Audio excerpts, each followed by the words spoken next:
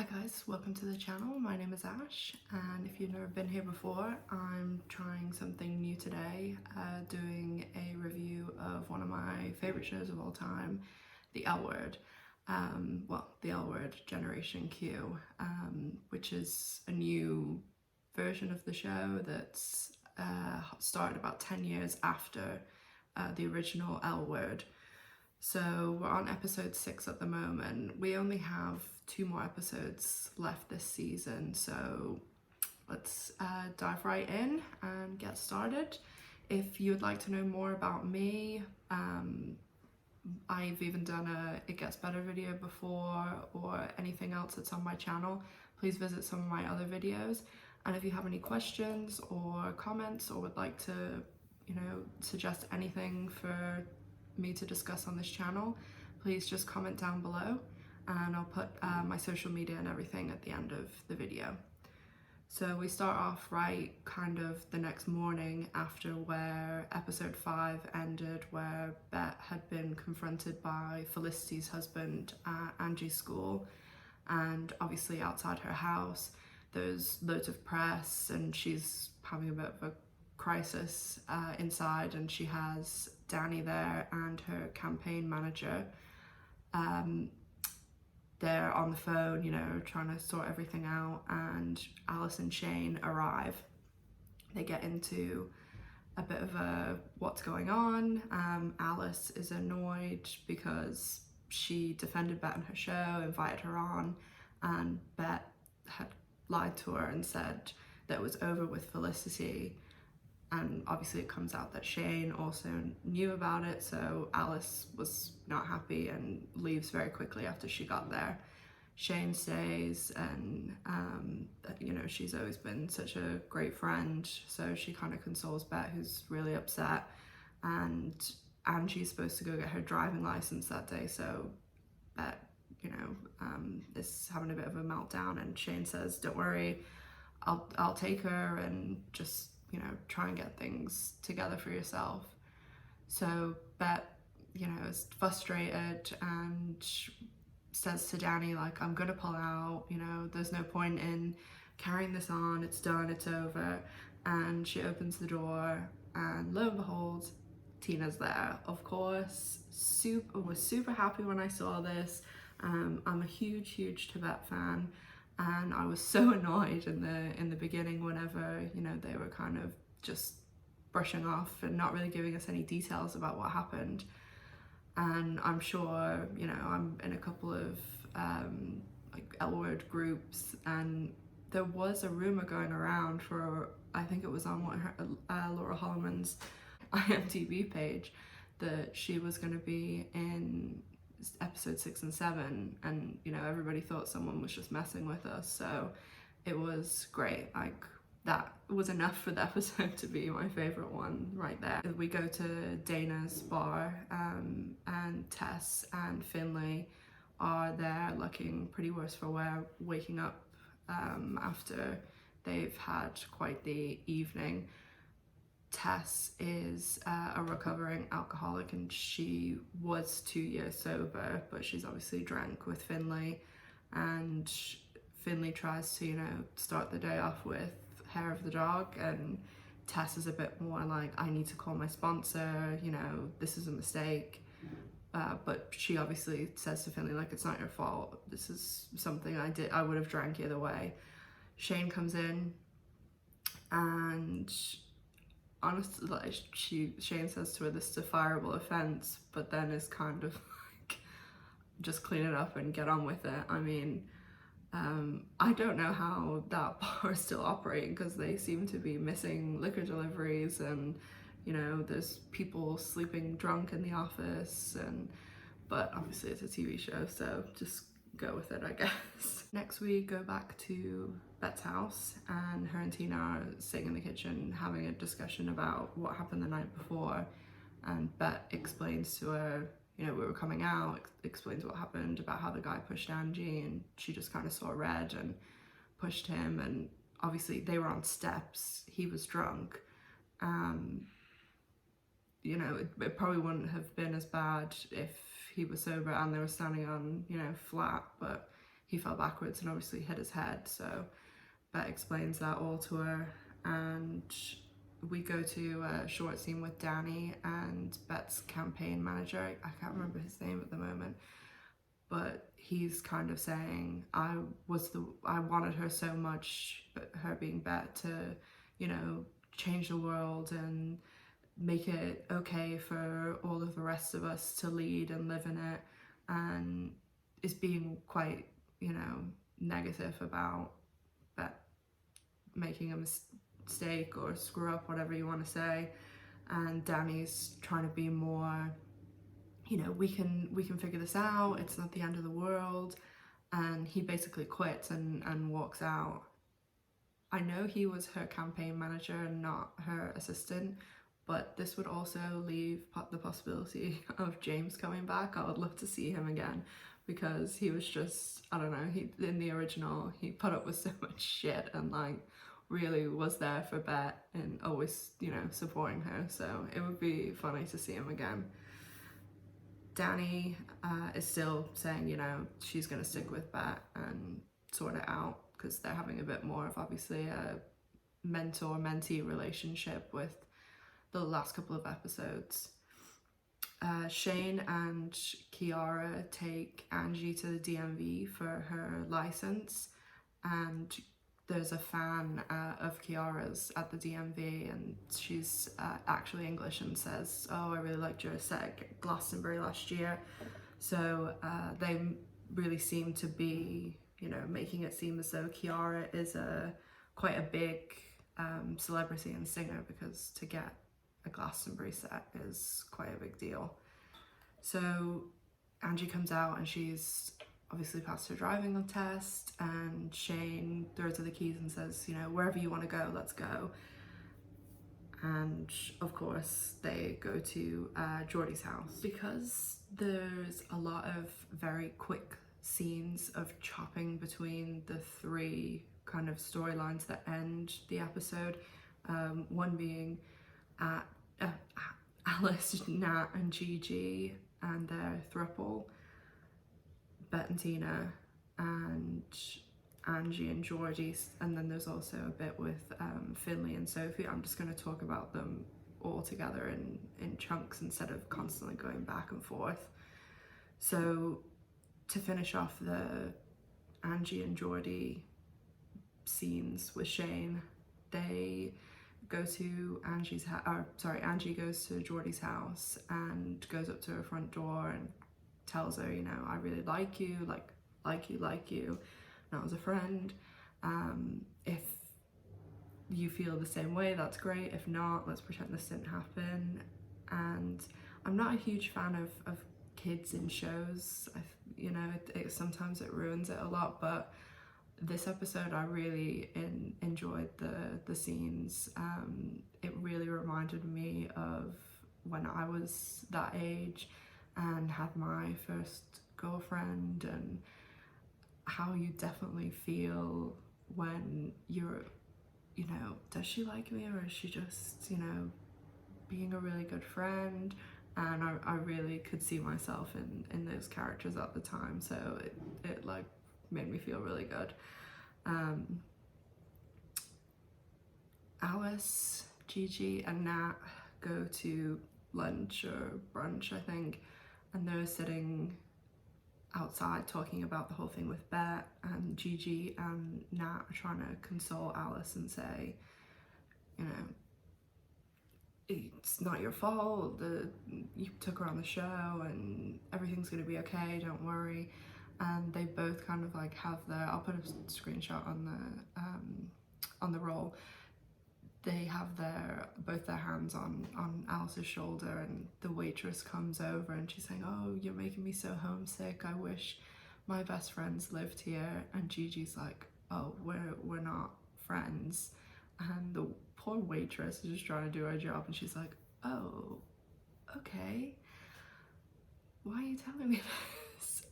But she says to Alice like, oh, I really love your show.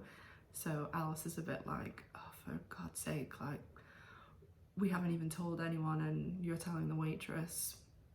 Throughout the rest of the show, there's a scene of them driving in the car, and a scene when they get back to Nat and Alice's house, and they're discussing whether they should, like, first of all, what they should do. Like, are they really going to do this throuple relationship?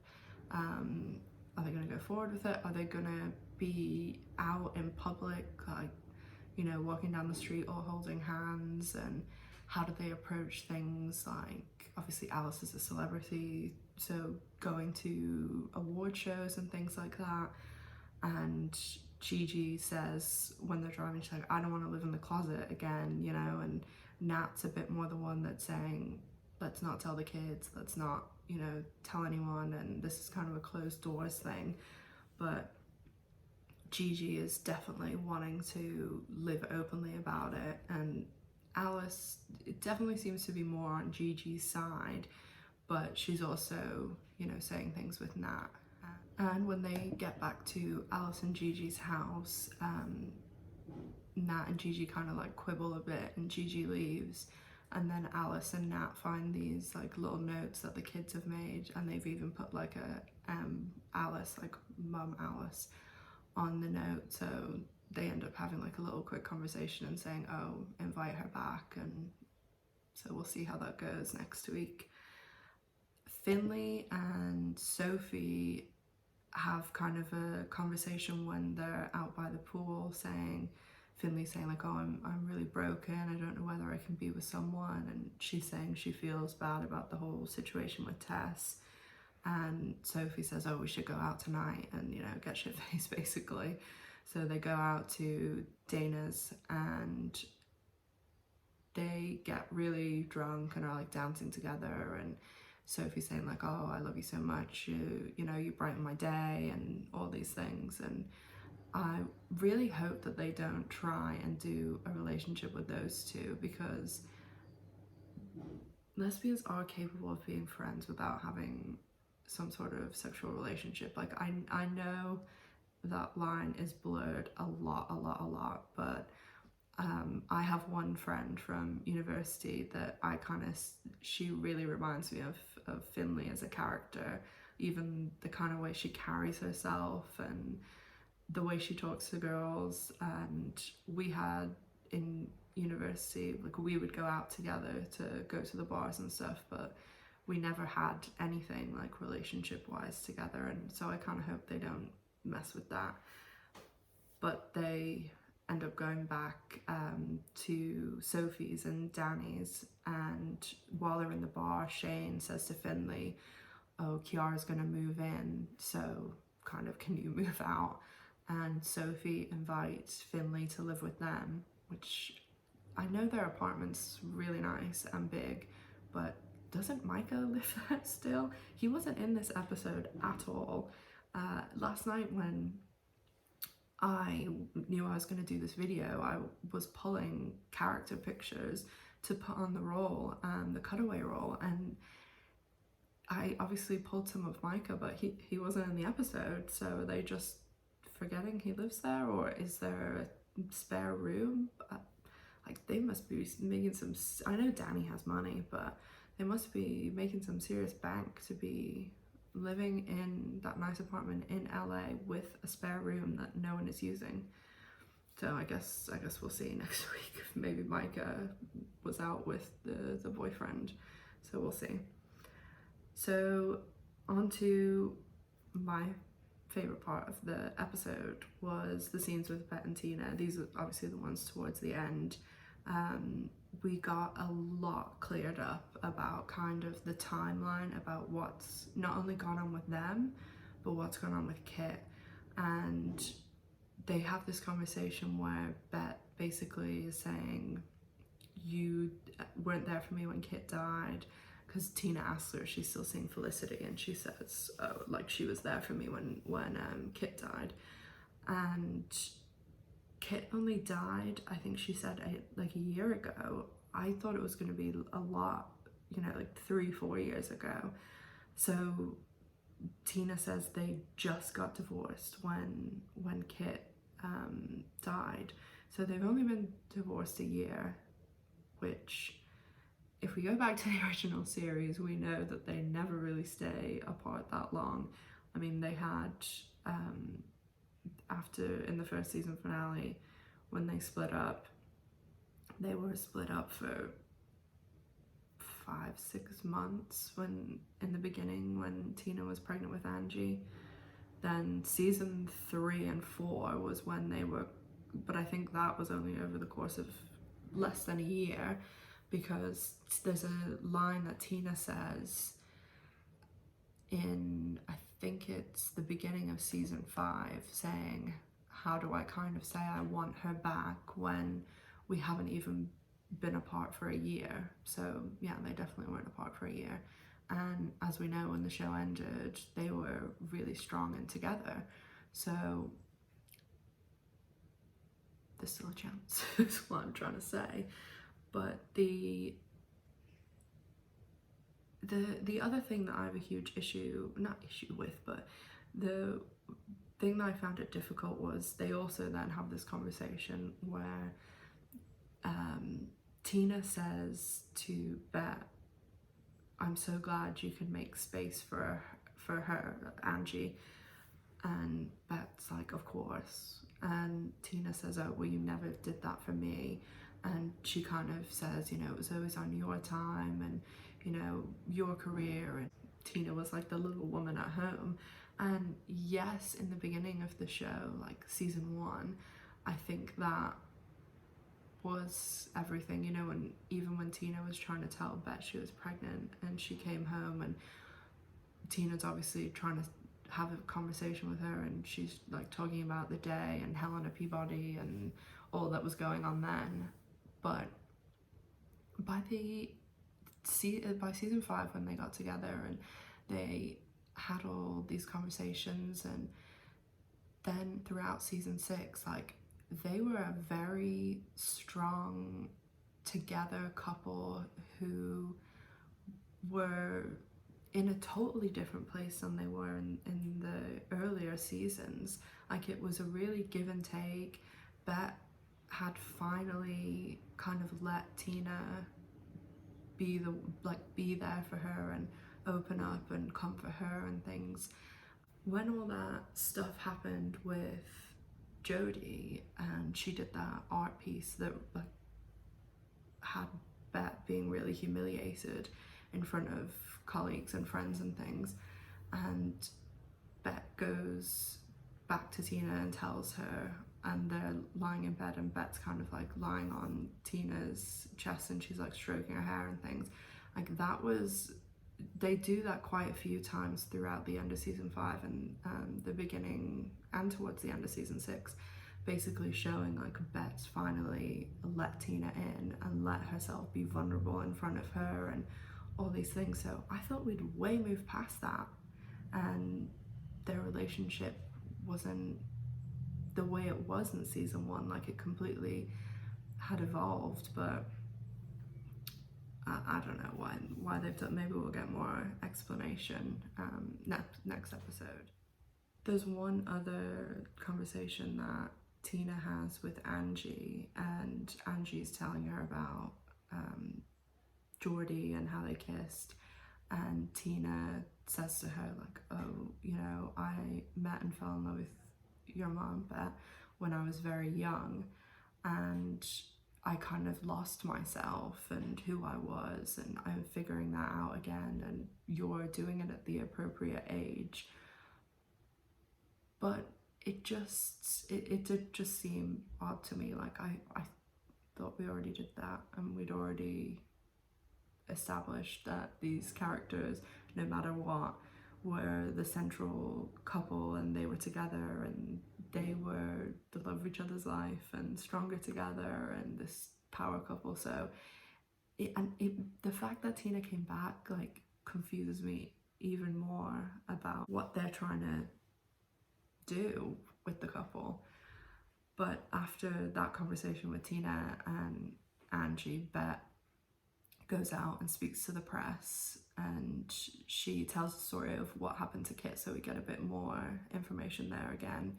And she says Kit died a year ago, but 8 months before she died, she was in a car accident, and the doctors prescribed her a powerful opiate. They don't say which one, but that she shouldn't have ever been prescribed that because she was an addict, and they didn't ask her if she was. So she quickly got addicted to that, and obviously the cycle that happens with a lot of the people who've been addicted to opioids, you know, they get them from doctors, keep getting them from doctors. Eventually they're either cut off or require more than the dose they're being prescribed by them on the street. Then eventually they become too expensive. That's when they turn to heroin. And Bette's giving the speech while they're doing cutaway shots of Tina and Bette and Angie kind of like sitting on the bed talking together. Obviously you can't hear it over Bette's speech. And Bette is saying, you know, she's spoken to her family and friends and her chosen family, and she's not going to pull out of this race because she wants to be there for the people who don't have, you know, friends and family like she does, who don't have people to be there for in a community. And really good speech, you know. Jennifer Beals, like, I've obviously written notes here, and there's just some points in the notes where I've just wrote like J. Beals, wow, like she really is such an amazing actress. It's really rare these days that you see someone who's just so good, and not only just a great actress, but she just knows that character so well.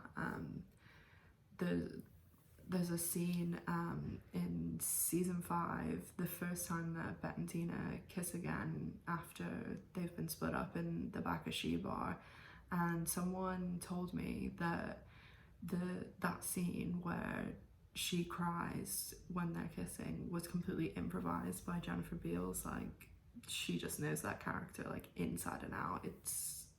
She's amazing. So they do the speech, and Tina is taking her bags out of the front door to go, and Tina says to her, you know, you can do this, I love you. Bette tells her she loves her too. They hug, and as Tina kind of goes to break away and pull away, Bette just like holds on tighter and says, please don't leave, please. And of course the episode ends there, so we have to wait until next week. Definite confirmation that Tina does stay because it's in the trailer for next week. Really, really good episode. If anything, I just wanted it to be longer, wanted more answers, wanted more of what actually went on with Bette and Tina. At least we've got kind of a timeline now. The one thing that kind of not annoyed me, but one, thank you Laurel Holloman for coming back. Like, I know she's retired from acting and she's a very successful artist now, so the fact she came back, like, you know, it's really great. But if they knew they could get her back, and she did, it's not like she was on a call for Skype for 2 seconds. Like, she had a lot of scenes, and she's obviously in the next episode.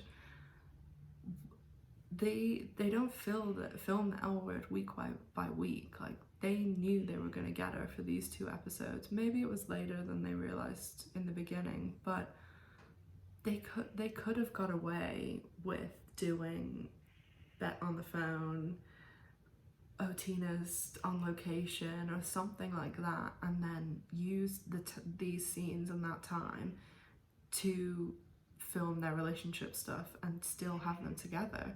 I mean, I guess they obviously wouldn't have this whole, the wet blanket Felicity then being a catalyst to bring the husband in. But they could have somehow made some obnoxious, loud man that's going off on Bette. Like, they could have found some other way to bring a character or some sort of rival in, not rival, but, you know, antagonist in for Bette that way. So, I mean, they obviously know what they're doing way more than you know, than I know what to do. But obviously, I just love the couple. I think they're great, both great actresses, and so glad that Laura Holloman came back, because at least, if anything, we're getting this episode or next episode. So if there's anything you can do to get season 2 of The L Word, watch the show legally as much as you can. I've watched this episode 3 times before I made this video just to make sure, but yeah, just watch the show. And if anyone has any comments, if you liked the episode, disliked the episode, let me know why in the comments down below. Follow me on social media, the.ash.silver, and if you want to watch any of my past videos, as I said, I did a It Gets Better video that has my coming out story. And if you have any other questions for me, just let me know. Even send me a direct message. Thank you so much for watching. I will definitely be back next week to do episode 7, and hopefully we'll get some more answers as to what's going on with Tibette. Alright, thanks guys. Have a good day. Bye.